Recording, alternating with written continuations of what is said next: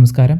എല്ലാവർക്കും ജനുവരി 12 തിങ്കളാഴ്ചയിലെ pre market analysis വീഡിയോയിലേക്ക് സ്വാഗതം. നമ്മളുടെ അനാലിസിസ് വോളിയം പ്രൊഫൈൽ ബേസ്ഡ് ആയ കാരണം നമ്മൾ നിഫ്റ്റിയുടെ ഫ്യൂച്ചർ ചാർട്ടാണ് യൂസ് ചെയ്യുന്നത്. നമ്മൾ ഇൻഡെക്സ് ചാർട്ടല്ല യൂസ് ചെയ്യുന്നത്. എൻ്റെ intraday setup order flow based ആണ്. അത് കാരണം ഞാൻ യൂസ് ചെയ്യുന്ന ചാർട്ടിംഗ് പ്ലാറ്റ്ഫോം ഗോ ചാർട്ടിംഗ് എന്ന ചാർട്ടിംഗ് പ്ലാറ്റ്ഫോമാണ്. ഇത് ട്രേഡിംഗ് വ്യൂ പോലെ തന്നെയുള്ള ഒരു ചാർട്ടിംഗ് പ്ലാറ്റ്ഫോമാണ്. ചാർട്ടിംഗ് പ്ലാറ്റ്ഫോമും ചാർട്ടിനെ പറ്റിയിട്ടും ഒരുപാട് കമൻസ് വരുന്നുണ്ട്. അപ്പോൾ അത് കാരണം വീഡിയോ ആദ്യമായിട്ട് കാണുന്നവർക്ക് വേണ്ടിയിട്ട് ഒരു ക്ലാരിറ്റിക്ക് വേണ്ടിയിട്ടാണ് ഞാനിത് പറയുന്നത്. ആദ്യം നമുക്കൊരു റിവ്യൂ നടത്താം. കാര്യം നമ്മൾ കഴിഞ്ഞ ദിവസം പറഞ്ഞ കാര്യങ്ങളൊക്കെ അതേപോലെ തന്നെ നടന്നു നോക്കാൻ വേണ്ടിയിട്ട്.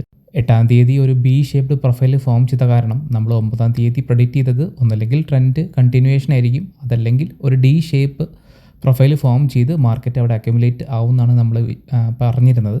ഇപ്പം ആദ്യം പറഞ്ഞാണ് സംഭവിച്ചത്. ഒരു ട്രെൻഡ് കണ്ടിന്യൂവേഷൻ ഡേ ആയിരുന്നു. ഒരു ബി ഷേപ്ഡ് പ്രൊഫൈൽ തന്നെയാണ് 9-ാം തീയതി ഫോം ചെയ്യുന്നത്. 8-ാം തീയതിനെ കമ്പയർ ചെയ്യുമ്പോൾ 9-ാം തീയതി സംഭവിച്ചൊരു നല്ല കാര്യം എന്താണെന്ന് വെച്ചാൽ 8-ാം തീയതി ഒരു പ്രോപ്പർ സപ്പോർട്ട് ഫോം ചെയ്തിട്ടുണ്ടായിരുന്നില്ല ബേസിൽ.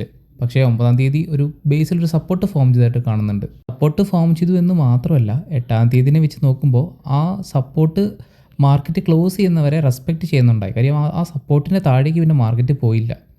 അപ്പോൾ നമ്മൾ 8-ാം തീയതിത്തെ വെച്ച് നോക്കുമ്പോൾ 9-ാം തീയതി കുറച്ചും കൂടെ ഒരു പോസിറ്റീവ് ക്ലോസിംഗ് ആയിരുന്നു. നമുക്ക് 9-ാം തീയതിത്തെ അനാലിസിൽ പറഞ്ഞിരുന്ന ലെവൽസ് റെസ്പെക്റ്റ് ചെയ്തോ, അവിടെ നിന്ന് നമ്മൾ ഉദ്ദേശിച്ച ട്രേഡ് കിട്ടിയോ നോക്കാം.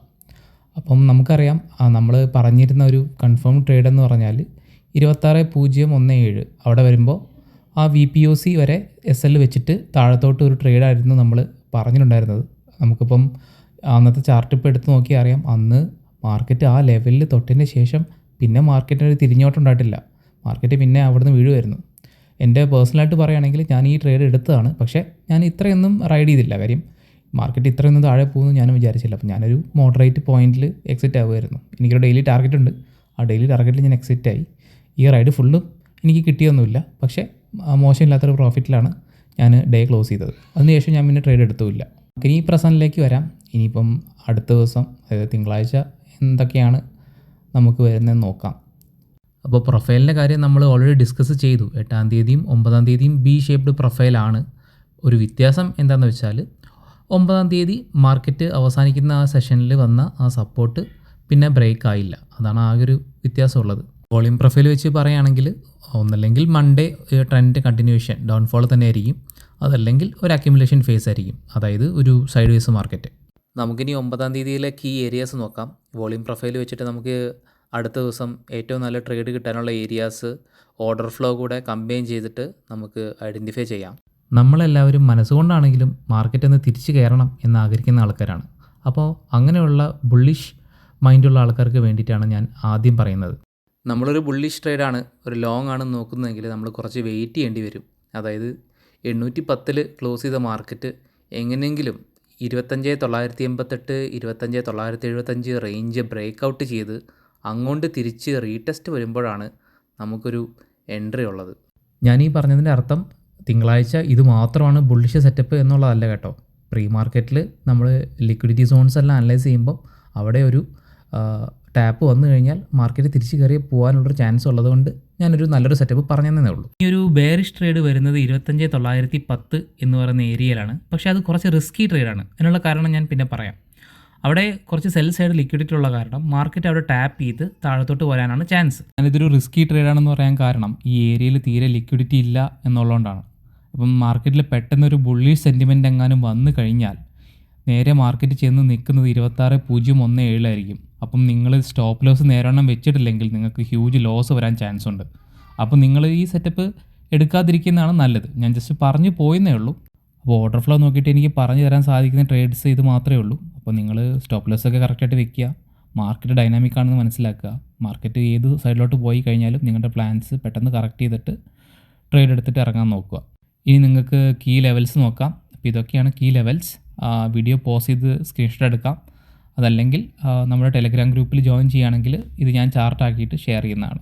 നമുക്ക് OI അതുപോലെ ഗാമ എക്സ്പോഷറിൻ്റെ അനാലിസിസിലോട്ട് വരാം. ഞാൻ സാധാരണ ഓപ്പൺ ഇൻട്രസ്റ്റും ഗാമ എക്സ്പോഷറും അനലൈസ് ചെയ്യുന്നത് ഒരു എക്സൽ ഷീറ്റ് വെച്ചിട്ടാണ്.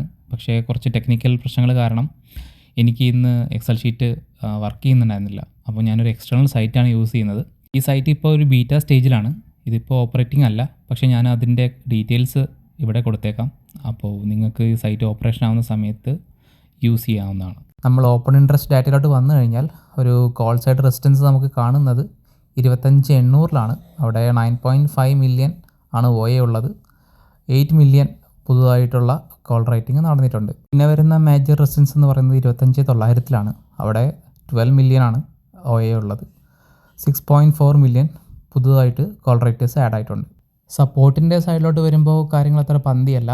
അതായത് ATM സ്ട്രൈക്കിൽ ഒരുപാട് പേര് പൊസിഷൻ എക്സിറ്റ് ചെയ്തിട്ടുണ്ട്. അവിടുത്തെ OA നെഗറ്റീവാണ്. അതായത് ഒരുപാട് പുട്ട് റൈറ്റേഴ്സ് അവിടുന്ന് പൊസിഷൻ എക്സിറ്റ് ചെയ്തിട്ടുണ്ടെന്നാണ് അതിൻ്റെ അർത്ഥം. സപ്പോർട്ട് സൈഡ് വരുമ്പോൾ നമുക്ക് ഒരു മേജർ സപ്പോർട്ട് വരുന്നത് 25,600 അവിടെ പുതുതായിട്ട് 1.5 മില്യൺ പുട്ട് റൈറ്റേഴ്സ് ആഡ് ആയിട്ടുണ്ട്. Total OA almost 7 million.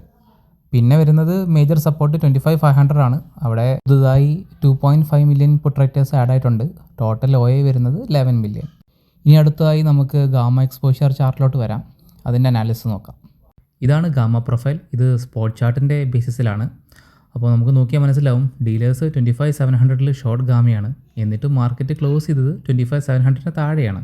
Monday market ഓപ്പണിൽ 25,700 മേലെ ഒരു മൈനർ ഗ്യാപ്പ് അപ്പെങ്കിലും കിട്ടിയിട്ടില്ലെങ്കിൽ ഉടനെ തന്നെ മാർക്കറ്റ് ലോവർ ഏരിയാസ് ടെസ്റ്റ് ചെയ്യാൻ പോകുന്നതാണ്.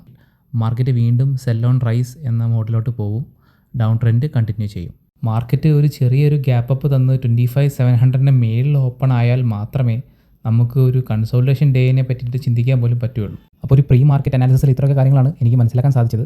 ഈ പറഞ്ഞതെല്ലാം നടക്കണമെന്നൊന്നുമില്ല. മാർക്കറ്റ് വളരെ ഡൈനാമിക്കാണ്, ഞാൻ എപ്പോഴും പറയുന്ന പോലെ. അപ്പോൾ നിങ്ങൾ മാർക്കറ്റ് എങ്ങനെ സഞ്ചരിക്കുന്നു അതിനനുസരിച്ച് നിങ്ങളുടെ പ്ലാൻസ് മാറ്റുക. ഇനി എന്തെങ്കിലും ഇമ്പോർട്ടൻറ്റ് അപ്ഡേറ്റ്സ് ഉണ്ടെങ്കിൽ ദയവായിട്ട് നിങ്ങൾ ടെലഗ്രാം ഗ്രൂപ്പിൽ ജോയിൻ ചെയ്യുക. ഞാൻ അവിടെ അപ്ഡേറ്റ് ചെയ്യാവുന്നതാണ് കാര്യങ്ങളെല്ലാം. Thanks for watching.